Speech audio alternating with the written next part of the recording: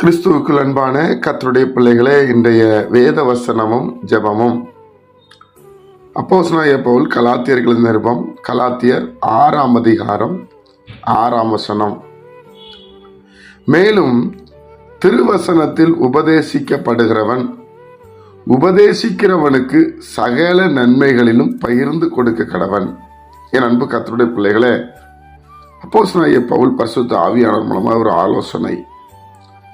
திருவசனத்தில் உபதேசிக்கப்படுகிறவன் அப்படின்றால் உங்களுக்கு வசனத்தை சொல்றவங்க. உங்களுக்கு யார் அந்த வசனத்தை சொல்லி அந்த ஆவிக்குரிய காரியங்களை எடுத்து காண்பிக்கிறார்களோ, இயேசு எப்படிப்பட்டவர், இயேசு என்னெல்லாம் செய்திருக்கிறார், எதெல்லாம் செய்வார், எங்கே கொண்டு போகிறார், திருவசனத்தில் வேத வசனத்தில் இருந்து யாரெல்லாம் உபதேசிக்கிறார்களோ உங்களுக்கு பிரயோஜனம், உங்களுக்குன்னு சிலரை கர்த்தர் கொடுத்திருப்பார். அவங்க மூலமா ரட்சிக்கப்பட்டிருப்பீங்க, ஆண்டவருக்குள்ள வளர்ந்திருப்பீங்க. அப்படிப்பட்டவர்களுக்கு நன்மைகளை பகிர்ந்து கொடுங்கள் அப்படி சொல்றார்.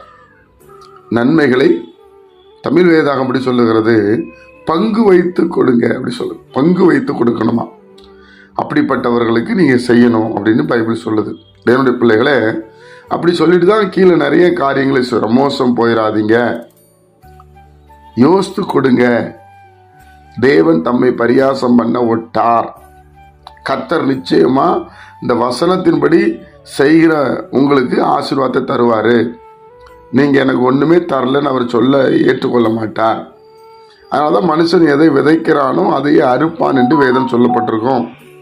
தேவனுடைய பிள்ளைகளே, அப்போ இந்த வசனத்தின்படி நம்மளை நம்மளை அர்ப்பணிக்க வேண்டும். உபதேசிக்கப்படுகிறவர்கள் தான் உபதேசிக்கிறவர்களுக்கு கொடுக்கணும்னு பைபிள் சொல்லுது. அதனால அந்த வசனத்தை நீங்க நல்லா படிச்சு இயேசு கிறிஸ்து சொன்ன, பைபிள் சொன்ன காரியத்தை நாம் செய்ய ஆரம்பித்தோம் என்று சொன்னால் நிச்சயமாக நாம் ஆசீர்வதிக்கப்படுவோம், மேன்மை அடைவோம். நம்மளுக்கு எந்த நன்மை குறைவு படாது. நீங்க நல்லா தியானிச்சு பாருங்க தேவனுடைய பிள்ளைகளே. ஆண்டவர் எல்லாவற்றையும் அற்புதமாக எழுதி கொடுத்திருக்கிறார். வேத புஸ்தகத்தை தவிர வேறு எதுவும் நம்மளை இந்த அளவு நடத்தாது பிரியமானவர்களே. அதனால நீங்கள் இதை மனதில் வைத்துக் கொள்ளுங்கள். வேத வசனத்தில் போதிக்கப்படுகிறவன் போதிக்கிறவனுக்கு எல்லா நன்மைகளையும் பங்கு வைத்து கொடுப்பானாக என்று சொல்லப்பட்டிருக்கிறது. அதனால தேவன் உங்களை ஆசீர்வதிப்பாராக. ஜெபிப்போமா. பரிசுத்த பிதாவே, உடைய குமாரன் இயேசு கிறிஸ்துவின் நாமத்தில் வருகிறோம். இதை கேட்கிற ஒவ்வொரு பிள்ளைகளையும் நீங்க ஆசீர்வதிங்கப்பா. வசனத்தின்படி வாழ தன்னை அர்ப்பணிக்கட்டும். வசனம்தான் உயிர்ப்பிக்கும். ஒவ்வொரு பிள்ளைகளுக்குள்ளே வசனம் கிரியை செய்யட்டும். இயேசுவே அந்த வசனப்பா நீர் பொறுப்படுத்திக் கொள்ளுங்க, ஆசீர்வதிங்க.